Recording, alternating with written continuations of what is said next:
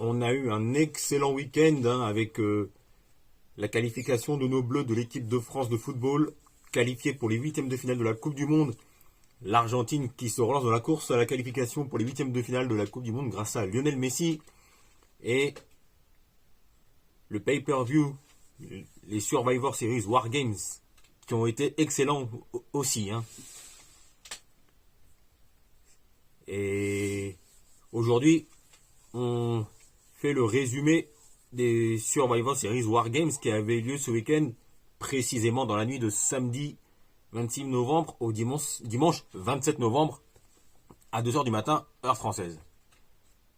Tout d'abord, on a le match d'ouverture qui était le War Games match féminin avec entre la team Bianca Belair, avec Bianca Belair elle-même, Alexa Bliss, Asuka, Mia Yim et la revenante Becky Lynch, qui est revenue en tant que face avec son ancienne gimmick The Man. Donc Becky Lynch est redevenue une des top face de la division féminine de la WWE. Et en face, il y avait la team Bayley avec Bayley elle-même. Il y a aussi les actuelles championnes par équipe féminine, Dakota Kai et Io Sky. C'est-à-dire le Damage Control. Et dans la team Bayley, il y avait aussi Nikki Cross, qui les a rejointes récemment. Et... non, comment elle s'appelle déjà et Rhea Ripley. Et ben, pour vous expliquer le thème du War Games match, en fait, il y a deux cages, il y a les deux équipes qui sont fermées dans des cages où toutes les 90 secondes, il y a une catcheuse ou un catcheur de chaque équipe, une catcheuse ou un catcheur de chaque équipe qui rentre toutes les 90 secondes, je crois, si je ne dis pas de bêtises, si ma mémoire est bonne. Et ben, une fois que toutes les superstars sont entrées dans la cage, où il y a une énorme cage avec deux rings, le match peut démarrer. Et ben, le match d'ouverture a été excellent, et c'est la team Bianca qui gagne le match d'ouverture avec grâce à Becky Lynch qui est montée en haut de la cage et qui a fait sa descente du coude, si ma mémoire est bonne, si je me rappelle bien sûr, Dakota Kai et Io Sky, si ma mémoire est bonne, à travers une table. Et donc victoire de la team Bianca Belair qui gagne le match d'ouverture. Ensuite, on a eu aussi un très bon match entre AJ Styles et Finn Balor, les deux superstars qui ont tous les deux fait partie du Bullet Club à la New Japan Pro Wrestling. Et avec Styles et Balor, les matchs sont toujours très bons. Et bien là, c'était le cas encore. Et c'est cette fois-ci AJ Styles qui a réussi à prendre sa revanche sur Finn Balor dans ce match 100% New Japan. Grâce à l'intervention de DOC, ou Bullet Club version WWE, The Club, appelez ça comme vous voulez, qui a écarté le Judgment Day des abords du ring. Et donc, victoire de AJ Styles, qui réussit à gagner sa revanche sur Finn Balor. Ensuite, on a le match entre Ronda Rousey, qui défendait son titre féminin de SmackDown, face à Shotzi Blackheart. Et pour être honnête avec vous, je pense qu'il n'y avait pas trop de choses à dire là-dessus. Je pense on le savait tous que Ronda resterait championne, et Ronda remporte le match et reste championne féminine de SmackDown. Donc, pas grand-chose à dire là-dessus. Ensuite, on a eu un très bon match pour le titre des États-Unis entre Seth Rollins qui défendait son titre des États-Unis face à Bobby Lashley et Austin Theory. Et là, on a eu tout ce qu'il fallait. On a eu du suspense à droite à gauche, avec trois très bons catcheurs qui ont fait le job, sur le ring. Et le tournant du match, c'est que à un moment, Rollins voulait porter une souplex sur Austin Theory. Et au dernier moment, Bobby Lashley a porté son spear sur Rollins, ce qui a fait tomber Austin Theory sur Rollins. Et involontairement, Austin Theory a fait le tomber sur Seth Rollins pour gagner le match et récupérer son titre des États-Unis. Et moi qui pensais que Seth Rollins resterait champion des États-Unis, moi je suis content de voir que Austin Theory récupère son titre des États-Unis. Et Austin Theory continue continue sur sa bonne relancée, hein, après avoir perdu sa manette Money in the Bank de manière lambda, hein, on peut dire ça comme ça, hein. Et c'est vraiment là, et en ce moment c'est vraiment le début du booking où Austin Theory est relancé dans son nouveau personnage et dans une nouvelle gimmick, hein. Et je suis curieux de voir la suite pour Austin Theory. Quelle sera la suite pour lui en tant que nouveau champion des États-Unis. Enfin, il récupère son titre des États-Unis. Et ensuite, on a eu le main event qui était excellent entre la Bloodline, la team Bloodline et la team Sheamus. Avec Sheamus, dans la team Bloodline, il y avait Roman Reigns, le toujours champion WWE universel, les Usos, les toujours champions par équipe unifiée, Solo Sikoa, et bien évidemment Sami Zayn face à la team Sheamus avec Sheamus lui-même. Et il y a eu aussi ses copains du Brawling Brutes avec Butch, Butch alias Pete Dunne. Butch, enfin, moi je l'adore ce personnage de Butch, hein, et qui fait du très bon taf aussi, hein. Butch et Ridge Holland. Et dans la team de Sheamus, il y a eu aussi Drew McIntyre, hein, son meilleur ami depuis toujours, dans la vraie vie, et Kevin Owens. Et ben le match était excellent dans le main event des Survivor Series War Games, et on a eu tout ce qu'on voulait dedans, hein. Et ce qu'on attendait tous, c'était le retrouvailles sur le ring entre les deux meilleurs amis québécois, Kevin Owens et Sami Zayn. Et c'est ce qui arrive, c'est ce qui s'est passé. Car Kevin Owens a porté son stunner sur Roman Reigns.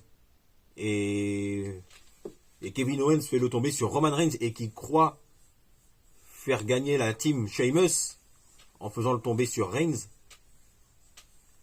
Mais Sami Zayn a poussé l'arbitre à stopper l'arbitre au dernier moment afin de protéger la Bloodline. Ce qui fait que Sami Zayn, hein, en portant son Eleva Kick sur Kevin Owens, hein, si je m'en souviens bien, si ma mémoire est bonne, et ben Sami Zayn fait gagner la team Bloodline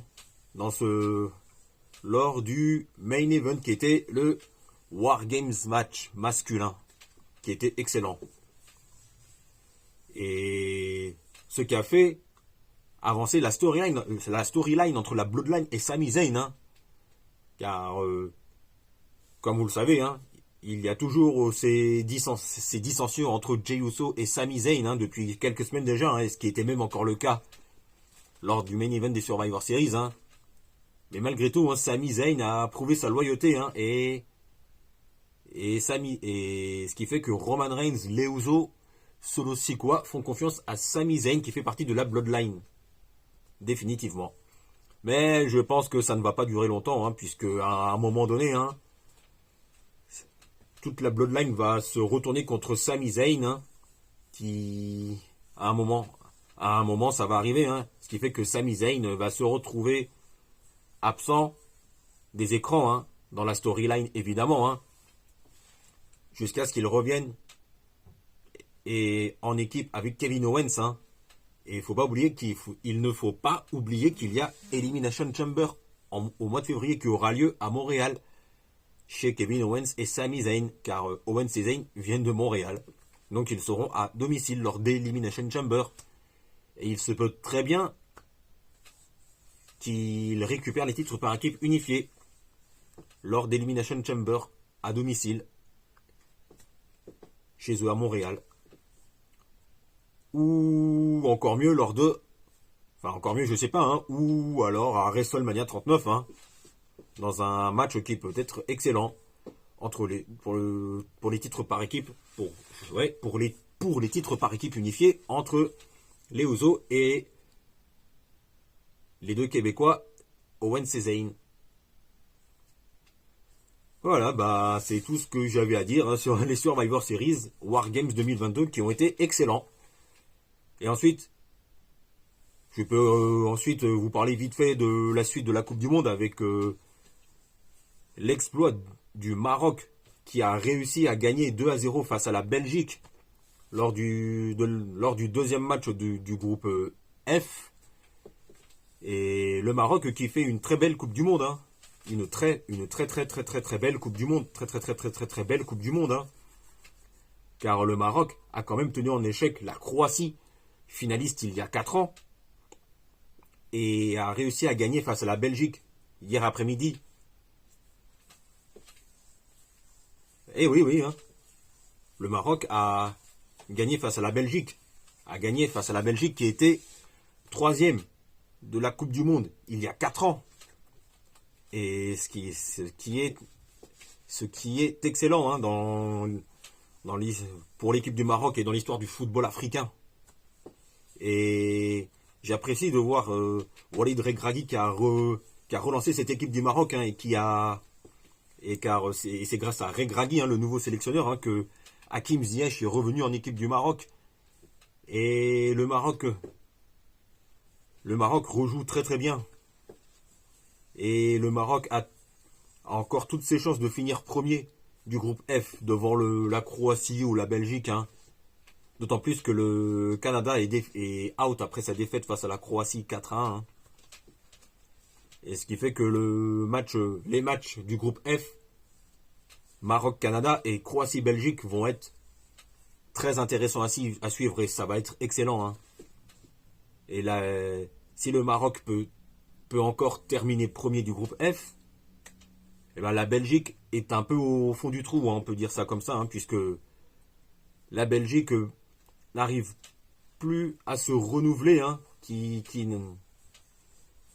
depuis 3 ou 4 ans, hein, car Roberto Martinez a toujours tendance à reposer sur ses cadres qui sont en bout de course, et on pense notamment à la défense belge avec Alderweireld et Vertonghen qui sont en bout de course et qui ne sont plus aussi solides qu'avant, hein, ou encore